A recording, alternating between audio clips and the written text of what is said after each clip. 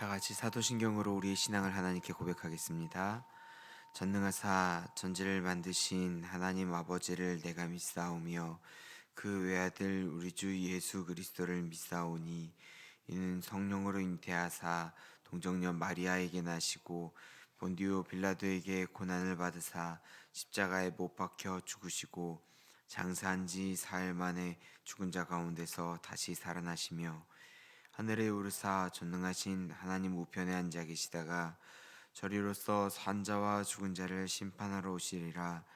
성령을 믿사오며 거룩한 공회와 성도가 서로 교통하는 것과 죄를 사하여 주시는 것과 몸이 다시 사는 것과 영원히 사는 것을 믿사옵나이다. 아멘. 다 같이 찬송가 457장 찬양 드리겠습니다. 찬송가 457장입니다.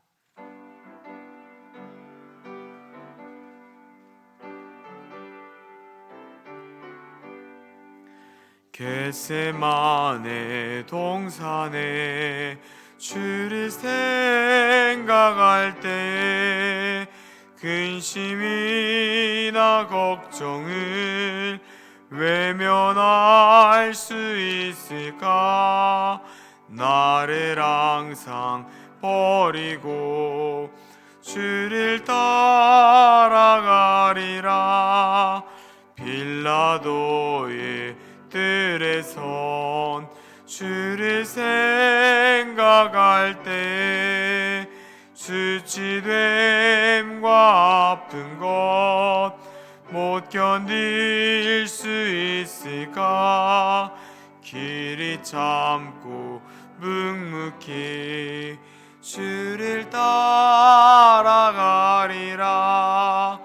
갈보리산 올라간 주를 생각할 때 나의 받는 괴로움을 비교할 수 없으리. 십자가를 지고서 주를 따라가리라. 무덤에서 부활한 주를 생각할 때 환난이나 죽음도 두려울 것 없으리. 승전가를 부르며 주를 따라가리라. 아멘. 오늘 함께 보실 하나님의 말씀은 레위기 16장 11절부터 22절까지의 말씀입니다. 레위기 16장 11절부터 22절까지의 말씀을 저와 성도님들이 한 절씩 나누어서 읽고 마지막 절은 한 목소리로 읽도록 하겠습니다. 아론은 자기를 위한 속죄제의 수송아지를 드리되 자기와 집안을 위하여 속죄하고 자기를 위한 그 속죄제 수송아지를 잡고 향로를 가져다가 여호와 앞 제단 위에서 피운 불을 그것에 채우고 또 곱게 간 향기로운 향을 두 손에 채워 가지고 휘장 안에 들어가서 여호와 앞에서 분향하여 향연으로 증거계 위 속죄소를 가리게 할지니 그리하면 그가 죽지 아니할 것이며 그는 또 수송아지의 피를 가져다가 손가락으로 속죄소 동쪽에 뿌리고 또 손가락으로 그 피에 속죄소 앞에 7번 뿌릴 것이며 또 백성을 위한 속죄제 염소를 잡아 그 피를 가지고 휘장 안으로 들어가서 그 수송아지 피로 행함같이 그 피로 행하여 속죄소 위와 속죄소 앞에 뿌릴지니 또 이스라엘 자손의 부정과 그들이 범한 모든 죄로 말미암아 지성소를 위하여 속죄하고 또 그들의 부정한 중에 있는 회막을 위하여 그같이 할 것이요 그가 지성소에 속죄하러 들어가서 자기와 그의 지방과 이스라엘 온 회중을 위하여 속죄하고 나오기까지는 누구든지 회막에 있지 못할 것이며 그는 여호와 앞 제단으로 나아서 그것을 위하여 속죄할지니 곧 그 소송아지의 피와 염소의 피를 가져다가 제단 귀퉁이 뿔들에 바르고 또 손가락으로 그 피를 그 위에 7번 뿌려 이스라엘 자손의 부정에서 제단을 성결하게 할 것이요 그 지성소와 회막과 제단을 위하여 속죄하기를 마친 후에 살아있는 염소를 들이되 아론은 그의 두 손으로 살아있는 염소의 머리에 안수하여 이스라엘 자손의 모든 불의와 그 범한 모든 죄를 아뢰고 그 죄를 염소의 머리에 두어 미리 정한 사람에게 맡겨 광야로 보낼지니 염소가 그들의 모든 불의를 지고 접근하기 어려운 땅에 이르거든 그는 그 염소를 광야에 놓을지니라. 아멘. 새벽 예배 나오시면서 7분의 성도님이 일천번째 예물을 2분의 성도님이 감사헌금을 드리셨습니다. 기도 제목 같이 나누도록 하겠습니다. 하나님의 은혜를 감사드립니다. 하나님, 아들 김치는 집사 불쌍히 여겨주셔서 깨끗하게 치유될 수 있도록 함께하여 주시옵소서. 아멘. 잠시 장례 권고를 드리도록 하겠습니다. 2-7구역 김남욱 집사님의 모친 되시며 주혜영 집사님의 시모 되시는 한순자 권사님께서 하나님의 부르심을 받으셨습니다. 발인은 오늘 29일이고 빈소는 용인 보정 장례식장 202호실입니다. 코로나 예방 감염을 위해서 조문을 원하시는 분들은 개별적으로 위로해 주시기를 바라며 이렇게 슬픔을 당한 가정을 위해서 생각해 주시고 기도해 주셨으면 좋겠습니다. 오늘 본문은 어제 본문에 이어서 대속죄일에 대한 이야기가 계속해서 진행되고 있습니다. 잠시 어제 말씀 나눴던 것들을 생각해 보기를 원하는데요. 대속죄일이라는 것은 정말 특별한 날입니다.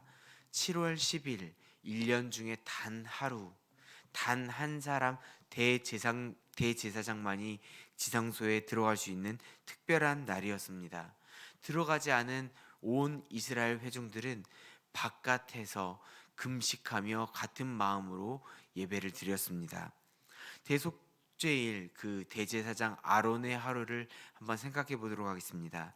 먼저 아론은 자신과 함께하는 온 집안 사람 제사장 집안의 사람들을 위해서 밖에서 수송아지를 잡았습니다. 수송아지를 잡고 안으로 지성소 안으로 들어가서 제사장과 자신 집안을 위해서 향연을 피웠습니다. 또 다시 바깥으로 나와서 아까 잡았던 수송아지의 피를 가져다가 다시 안으로 들어가서 속죄소 위와 그리고 그 속죄소 아래 바닥에 수송아지의 피를 7번 뿌리게 되었습니다. 그 다음에는 다시 또 바깥으로 나와서 이스라엘의 백성들의 그 죄를 위하여 모든 회중들을 위하여 숫 염소를 잡았습니다. 그리고 그 염소의 피를 가져다가 또 지성소 안으로 들어가서 아까처럼 속죄소 위와 속죄소 바닥에 그 피를 7번 뿌리게 되었습니다. 지성소에 3번 들어가게 되는 것입니다. 첫 번째로는 향연을 피우기 위해 한 번 들어갔고요.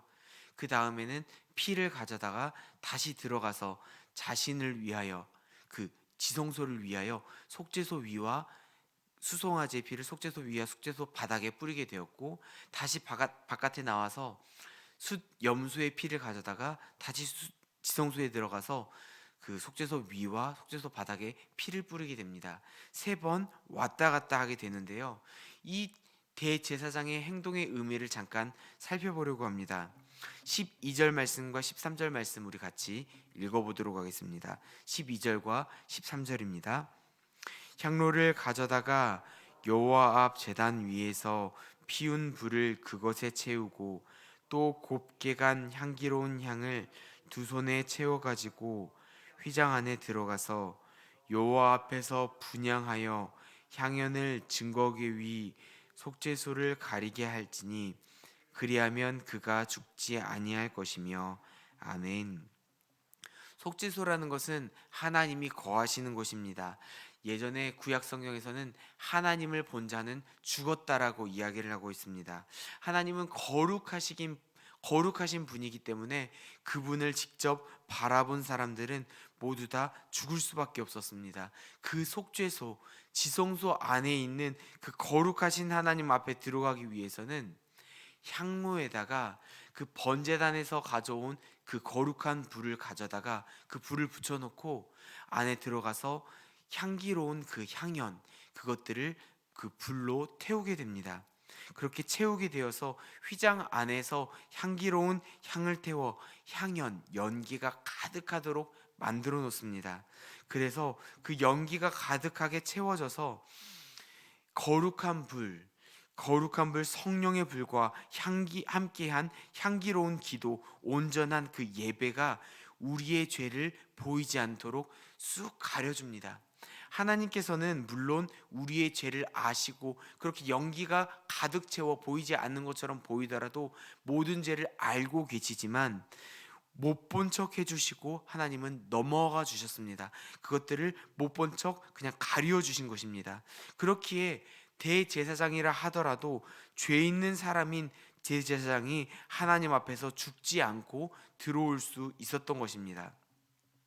향연을 피운 다음 아론은 어제 그 말씀처럼 자기 자신과 그리고 제사장 집안의 많은 사람들을 위해서 그 죄를 속함받기 위해 숫 송아지를 잡게 됩니다. 그 다음에는 다시 밖에 나가서 이스라엘 온 백성들의 죄를 사함받기 위해 숫 염소를 잡게 되죠.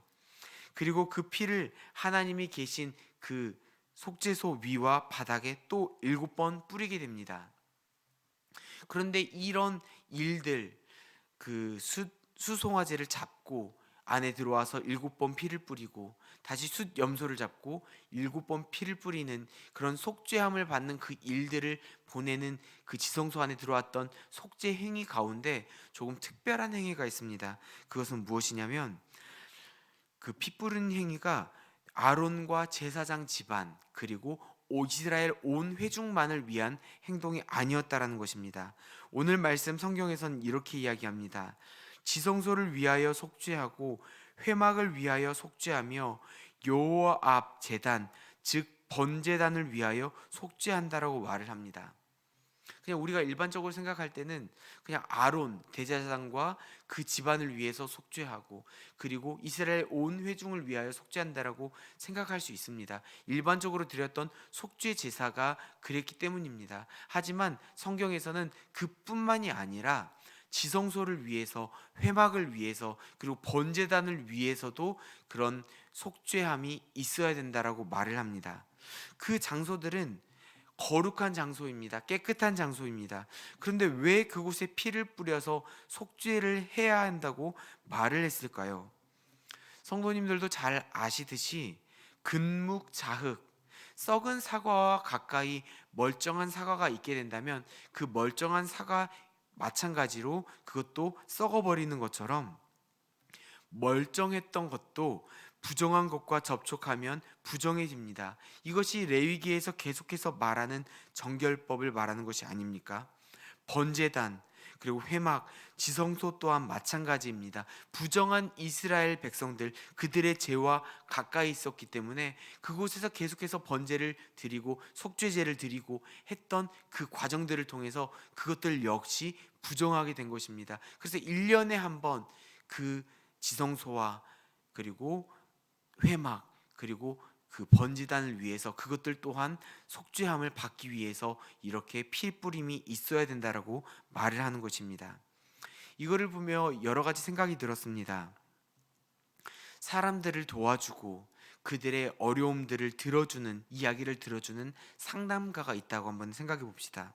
항상 친절하게 잘 들어주고 그 사람들의 어려움을 위해서 최선을 다해서 노력하는 사람입니다. 그런데 이 상담가에게도 마찬가지로 상담이 필요하다라는 사실을 알고 계시나요?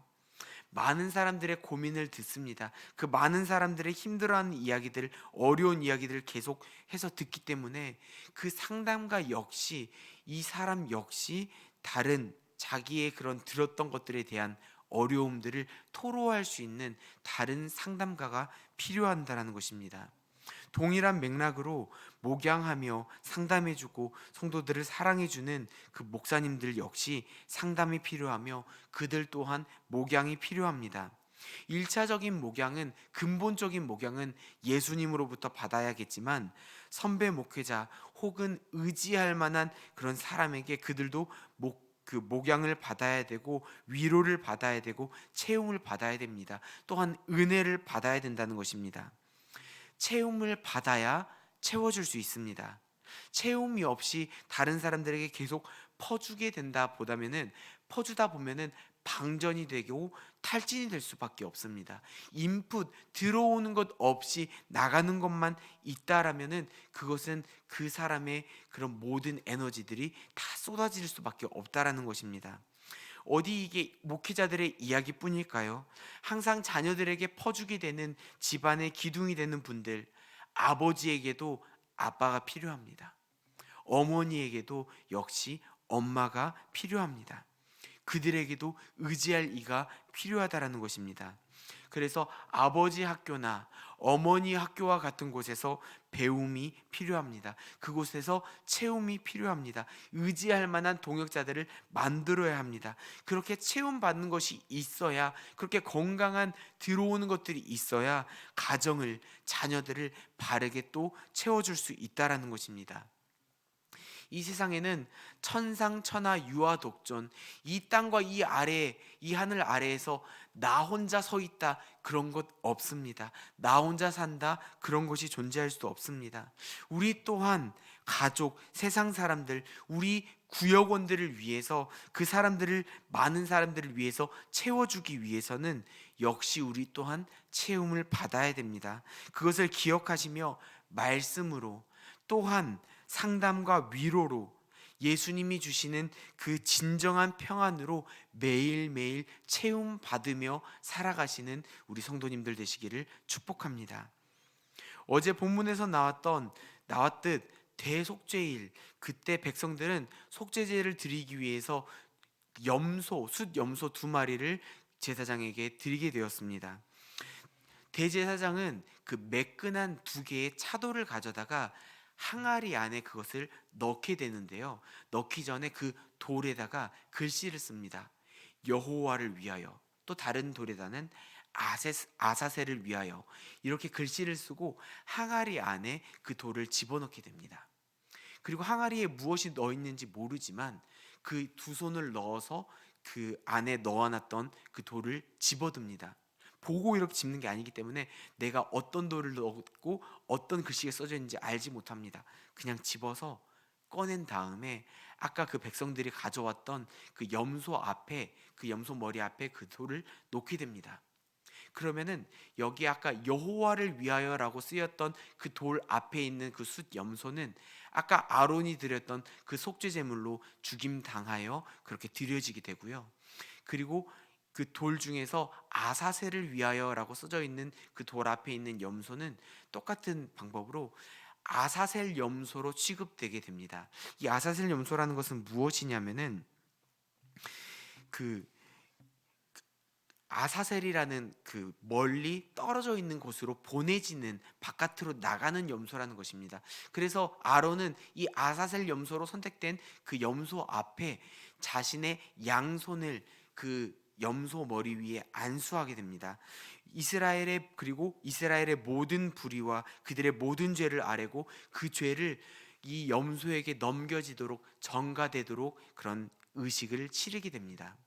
근데 이게 속죄제의 그거와 조금 다른 것은 무엇이냐면요, 속죄제 때 드릴 때는 염소 위에 그 제물 위에 안수하게 되지만 고의로 범하지 않은, 부지 중에 알지 못하고 하는 그런 죄들, 자신들이 어떤 죄를 지었습니다, 하나님 제가 알지 못하고 지었습니다, 그것을 하나님께 사죄합니다, 속죄함 받기를 원합니다, 드린 것을 위해서 속죄함을 받지만 이 대속죄일 7월 10일 날 드려지는 그 속죄 날에 드리는 그 제물에서는 알지 못하고 지은 죄뿐만이 아니라 이스라엘의 모든 죄, 그들이 고의로 지은 죄든 어떤 죄든 이스라엘에 있는 모든 죄를 위해서 그 아사셀 염소 위에 안수하며 그 죄가 옮겨지도록 행동한다라는 것입니다.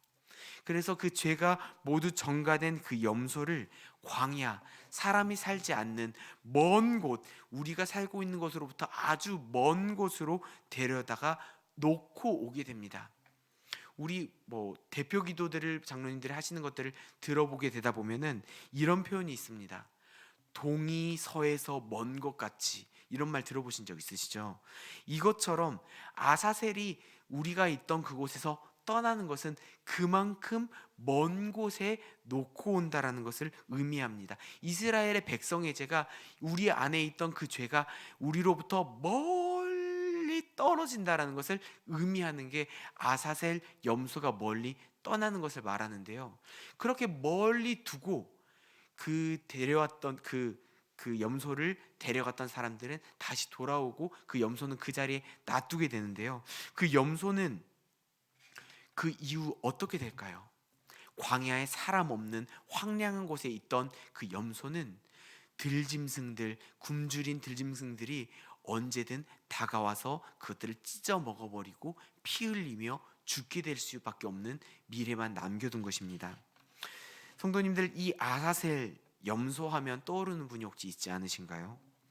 바로 인류의 죄를 대신 지시고 죄가 전가되었던 것처럼 모든 그 이스라엘 백성의 모든 죄를 짊어지고 떠난 그 아사셀 염소처럼 이 인류의 모든 죄를 짊어지고 예루살렘 바깥으로 끌려 나가서 그 골고다 언덕길로 올라가 십자가에 매달려 피 흘려 죽게 되신 그 예수님, 그분이 떠오르지 않으신가요?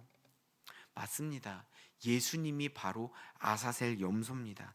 많은 사람들은 당신은 사랑받기 위해 태어난 사람, 사랑받기 위해 태어났다라고 축복하고 사랑을 주고 축복해주는 그런 일들이 많이 있지만, 예수님은 사랑받기 위해 태어난 게 아니라 죽기 위해 태어나셨습니다.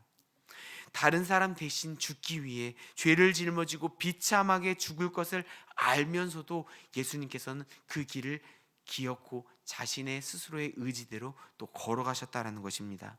끊어진 광야, 사람의 흔적이 없는 곳, 죄가 있기 때문에 하나님으로부터까지도 끊어져 버린 그곳으로, 그 아사셀 광야로, 그 염소가 갔던 그곳으로 예수님께서는 걸어가셨고, 예수님께서는 그곳에서 십자가에 매달려 죽게 되셨습니다. 사랑하는 성도님, 지금 우리가 지내고 있는 이 기간을 사순절 기간이라고 합니다. 이 기간 동안 예수님을 더욱더 바라보기를 원합니다. 예수님과 나의 삶을 별개의 것으로 여기는 것이 아니라 나의 삶, 그분의 삶이 나의 인생에 큰 의미가 되어지기를 원합니다. 그 결과 우리의 삶 또한 예수님에게 있어서 큰 의미가 되기를 소망합니다. 마지막으로 오래된 옛날 찬양 한 소절 불러드리며 그 의미를 한번 생각해 보았으면 좋겠습니다. 사랑이 구주를 주게 했네, 왜 날 사랑하나, 겸손히 십자가 지시었네, 왜 날 사랑하나, 왜 날 사랑하나, 왜 날 사랑하나, 왜 주님 갈보리 가야 했나, 왜 날 사랑하나. 아사셀 염소가 되신 그 주님이 가신 그 길, 그 길의 이유를 잠잠히 묵상하며 나아가시는 오늘 하루가 되시기를 예수님의 이름으로 축복합니다. 잠시 기도하겠습니다. 사랑하는 하나님 아버지, 주님께서 가신 그 길, 그 십자가의 길, 왜 주님이 가셔야 됐는지 그것을 생각해 보며 그 의미를 발견하며, 예수님의 죽음이 단지 그냥 우리가 알고 있는 하나의 사실이 아니라 그것이 우리의 삶에 어떤 의미로 다가오는지 적용하며 묵상하며 하루하루 살아갈 수 있는 우리들이 될 수 있도록 도와주시옵소서. 주님의 그 죽으심의 의미가 우리 삶 가운데 직접적으로 다가오게 하시고, 그것으로 인하여 변화된 우리의 삶의 의미가 주님께 또 하나의 의미가 될 수 있도록 우리를 사용하여 주시옵소서. 예수님의 이름으로 기도드리옵나이다. 아멘. 하늘에 계신 우리 아버지여, 이름이 거룩히 여김을 받으시오며 나라에 임하옵시며 뜻이 하늘에서 이룬 것 같이 땅에서도 이루어지이다. 오늘날 우리에게 일용할 양식을 주옵시고, 우리가 우리에게 죄 지은 자를 사하여 준 것 같이 우리 죄를 사하여 주옵시고, 우리를 시험에 들게 하지 마옵시고 다만 악에서 구하옵소서. 대개 나라와 권세와 영광이 아버지께 영원히 있사옵나이다. 아멘. 이 시간 공동체의 기도 제목으로 같이 기도하신 후 각자의 기도 제목으로 계속 기도를 이어가겠습니다. 지금 사순절 기간입니다. 금방 말씀드린 것처럼 예수님께서 왜 십자가에 달려 죽으셔야 됐는지, 예수님의 그 고난의 길, 그것들을 묵상하며 또한 예수님이 부활하실 것들을 바라보며 그 소망을 품고 나아갈 수 있는 경건이 있는 하루하루 될 수 있도록 기도해 주시길 바랍니다. 코로나가 계속해서 진행 중입니다. 코로나로부터 우리의 건강과 우리의 생업을 지켜주시라고, 그리고 이제는 회복을 허락하여 주시라고 기도했으면 좋겠습니다. 선교사님들의 사역과 안전 그리고 건강 가운데 특별한 은혜가 있을 수 있도록 기도해 주시고, 담임 목사님과 원로 목사님 그리고 당회 장로님들과 부교육자들이 늘 언제나 성령 충만하여 성령님이 주시는 지혜로 모든 일들을 감당할 수 있도록 도와주시라고 기도해 주시고, 마지막으로 우리 모든 성도님들의 그 건강, 강건함을 위해서, 영육간의 강건함을 위해서 같이 합심하여 기도하신 후 계속해서 개인 기도 제목으로 기도하겠습니다. 기도하시겠습니다.